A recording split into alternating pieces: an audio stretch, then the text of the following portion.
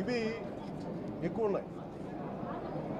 ఈ దారుణం ఏంటంటే శతాబ్దాలుగా పోరాటం చేస్తున్నారు రామజన్మ అయోధ్య రామ మందిరం కోసం. దానికి కూడా వీళ్ళు 1 lakh లడ్డూస్ 1,00,000 లడ్లు ఇలా పిగ్ ఫ్యాట్ తోటి ఫిష్ ఆయిల్ 1,00,000 లడ్లు కొన్ని దశాబ్దాలుగా శతాబ్దాలుగా అయోధ్య రామ మందిరం కావాలని చాలా ప్రతిష్టాత్మకంగా తీసుకుంటే దానికి కూడా తిరుపతి లడ్లు వెళ్ళి టీటీడీ లడ్లు వెళ్ళి ఇది దేశం అంతా దీన్ని కదిలిపోయింది. ఈ రోజున ఇలాంటి అపవిత్రం జరిగింది. దీని గురించి ప్రస్తావిస్తే రిపోర్ట్లు బయటకు వస్తాయి. వైసీపీ నాయకత్వం కానీ రాజకీయ చేస్తారన్న మాట మాట్లాడుతూ ఉన్నారు.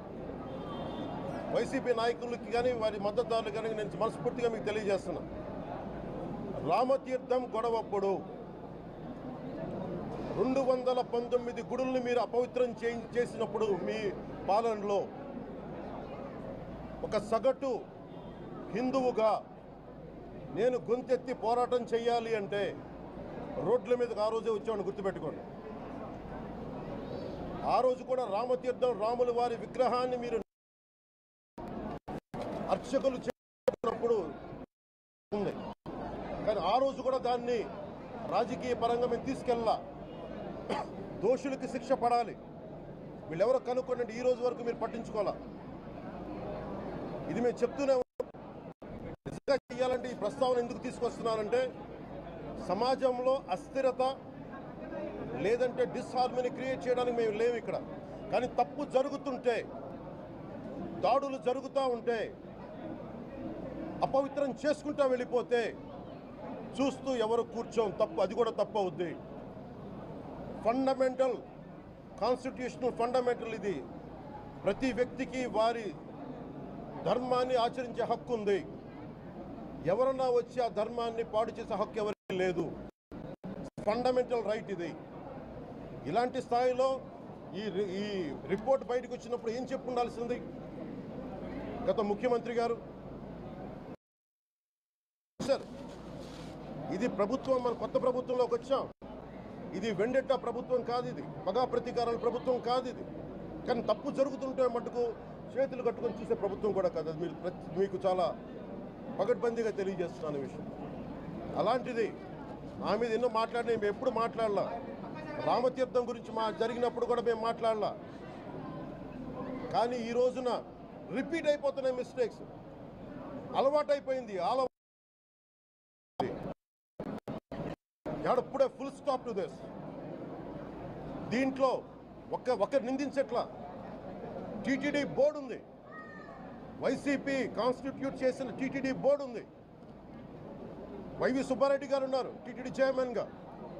టీటీడీ ఈవోగా ధర్మారెడ్డి గారు ఉన్నారు.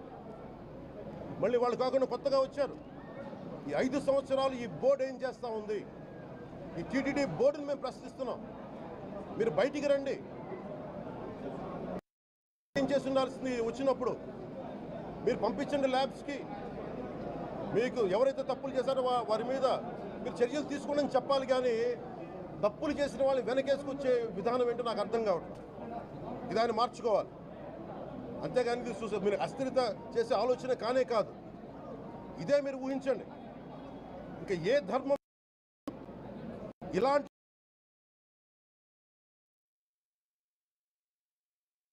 మీద జరిగిన దేశం అల్లకల్లోలం చేసేస్తారు. ప్రపంచం అంతా మాట్లాడతారు. గ్లోబల్ న్యూస్ అయిపోద్ది. కానీ దేశంలో కోట్లాది మంది హిందువులు అపవిత్రమైతే, ఈ ప్రసాదం అపవిత్రమైతే ఒక్కరు కూడా మాట్లాడకూడదు. ఇది సెక్యులర్ వ్యవస్థకు విఘాతం అంటే హిందువులకి మనోభావాలు ఉండవా? ఇది ఒక్కరు నిందించట్లా. అసలు మీరు ప్రస్తావన చేయకూడదు, ఇది తప్పు, ఇది మాట్లాడకూడదంటే ఎట్లా? ఇదే వేరే మతానికి మీరు అన్వయిస్తారా? నేను అన్ని మతాలని సమానంగా గౌరవించేవాడిని. ఇస్లాంని గౌరవించేవాడిని, క్రిస్టియానిటీని గౌరవించేవాళ్ళం మేమందరం. సనాతన ధర్మం అని మొత్తుకుంటున్నాం. దేనికి సనాతన ధర్మం అంటే? సనాతన ధర్మానికి ఒకరు ప్రారంభించింది కాదు. ఇది ఒక వ్యక్తో ఒక కూర్చోబెట్టి ఒకరు స్టార్ట్ చేసింది కాదు ఇది. కొన్ని వేలాది సంవత్సరాలుగా అన్ని మతాలని అన్ని విశ్వాసాలని అలింగనం చేసుకున్న నేల ఇది. అలా దగ్గర తీసుకున్న ఈ నేల మీద ఇలాంటి అపవిత్రం జరిగితే, రిపీటెడ్గా జరిగితే, ఒకసారి కాదు 2 సార్లు కాదు, రిపీటెడ్గా జరిగితే ఇప్పుడు కూడా మాట్లాడకూడదంటే అది తప్పు చేసిన వాళ్ళం అవుతాం.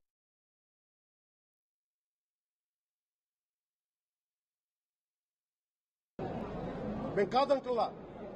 టీటీడీ బోర్డు అప్పుడు టీటీడీ బోర్డు బాధ్యత తీసుకోవాలి. పొలిటికల్గా వచ్చి అలంకారప్రాయంగా ఒక్కొక్కళ్ళు వచ్చేసి దర్శనాలకి టికెట్లు ఇవ్వడానికి మీరు బోర్డు మెంబర్స్ అవ్వలేదు. మీరు ఎవరు చైర్మన్ కానీ ఈవో కానీ. మీరు అక్కడ ధర్మాన్ని పరిరక్షించాలి. మీరు అక్కడ మీ ఇష్టాలకి మీరు కూర్చోబెట్టి మీ ఇష్టాలకి కాంట్రాక్ట్లు ఇచ్చుకోవడానికి మీరు టీటీడీ బోర్డుకి మీరు వెళ్ళలేదు. మీరందరూ మీ అందరికీ బాధ్యత ఉంది. మీరు నిర్ణయించుకోవాలి. ఎవరికి కోపాలు రావు, ఎవరికి వేదన రాదు, ఎవరికి బాధలు రావుంటే కుదరదు. వస్తాయి బాధలు, వేదన ఉంది, మాట్లాడతాం. మర్చిపోకండి ఎవరు.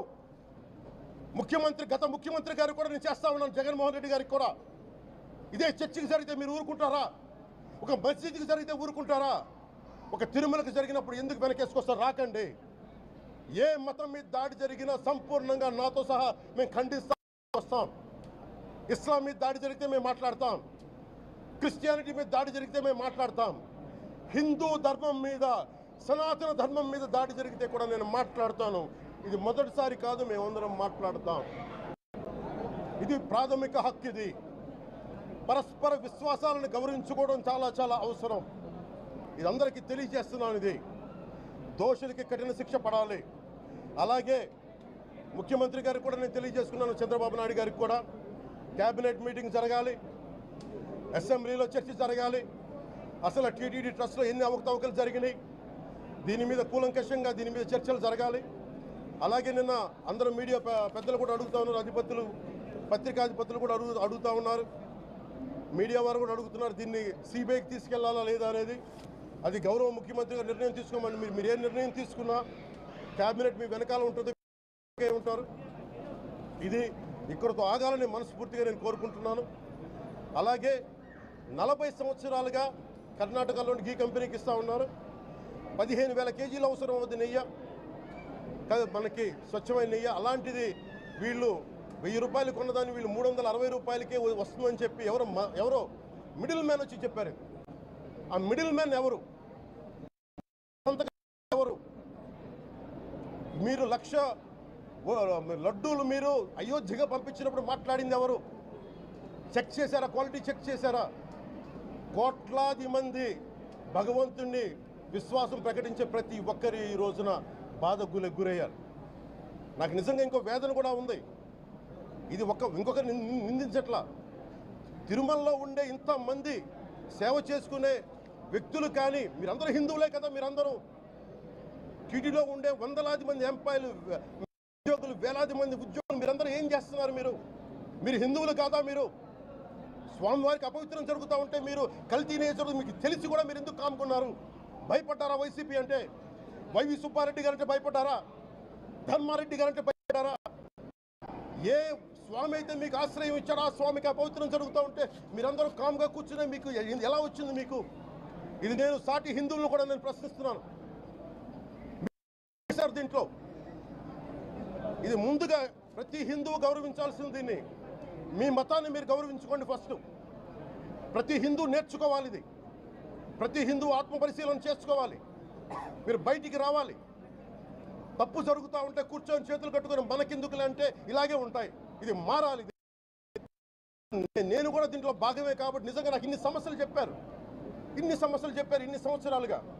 వైసీపీ మీద పోరాటాలు చేస్తున్నారు. రోడ్లు బాగలేదంటే మాట్లాడాం, రైతుకి సమస్యలు వస్తే మాట్లాడాం, గుడులు అపవిత్రం చేస్తుంటే మాట్లాడాం. కానీ ఏ ఒక్కరు కూడా బలంగా కూర్చొని టీటీడీ ఉద్యోగులు ఎవరైనా సరే ఇలా జరుగుతుంది అని తెలిసి కూడా కామ్కున్నారంటే మీరు మహా అపరాధం చేశారు.